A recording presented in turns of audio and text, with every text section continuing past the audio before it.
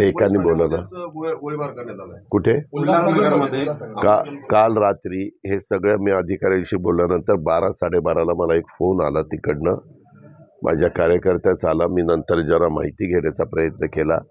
तोपर्यंत आमदारांचं फोनवर देखील जी 24 तास का कोणीतरी दाखवतं ते चॅनल, आणि तेही मी बघितलं.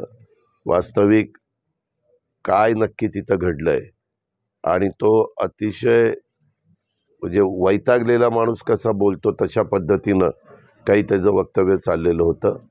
वास्तविक सत्ताधारी असो विरोधक असो, कुणीही लोकप्रतिनिधींनी जे संविधानाने आपल्याला अधिकार दिलेला आहे, कायद्याने घटनेचं राज्य असतं, त्याचा कुठेही दुरुपयोग होणार नाही याबद्दलची खबरदारी सरकार म्हणून राज्यकर्ते घेत असतात. त्यावेळेस सरकारमधल्या प्रत्येक आमदारांनी संबंधितांनी हे व्यवस्थितपणेच वागलं गेलं पाहिजे.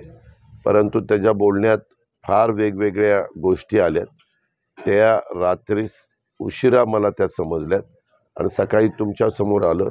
वास्तविक कुणीही अशा पद्धतीनं कायदा हातात घेण्याचा प्रयत्न करता कामा नये. कायदा हा शेवटी सर्वश्रेष्ठ आहे, सगळ्यांना समान आहे. कॉमन मॅन असेल किंवा वरच्या पदावर कुणी बसलेला असेल तरी देखील त्यांना सगळ्यांना नियम कायदे सारखे आहेत. वास्तविक कुणाच्याबद्दल कुणाची माझी तक्रार असेल तर मी पोलीस स्टेशनला तक्रार केली पाहिजे, रीतसर 2 त्या ठिकाणी केली पाहिजे.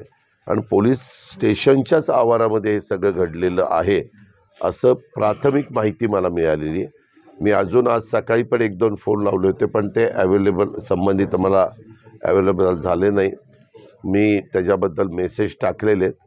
मला ज्यावेळेस तिकडनं अधिकची माहिती मिळेल त्यावेळेस मी रात्री म्हणजे देवेंद्र फडणवीस राज्याचे उपमुख्यमंत्री आणि गृहमंत्री त्यांच्याशी पण बोलणार आहे. मुख्यमंत्र्यांशी संपर्क साधण्याचा प्रयत्न केला, परंतु त्यांचं काल एक छोटं ऑपरेशन डोळ्याचं झालेलं आहे, त्याच्यावर ते काल कुणाला अवेलेबल नव्हते, म्हणजे विश्रांती घ्यायला डॉक्टरांनी त्यांना सांगितलेली होती.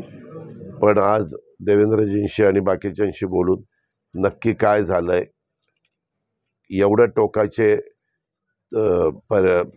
मजल का त्यांनी मारली, इतका TV चॅनलला पण त्यांनी फोनवर काही संभाषण जे केलं ते पण कायद्याला धरून अजिबात नव्हतं, हे माझं स्पष्ट मत आहे.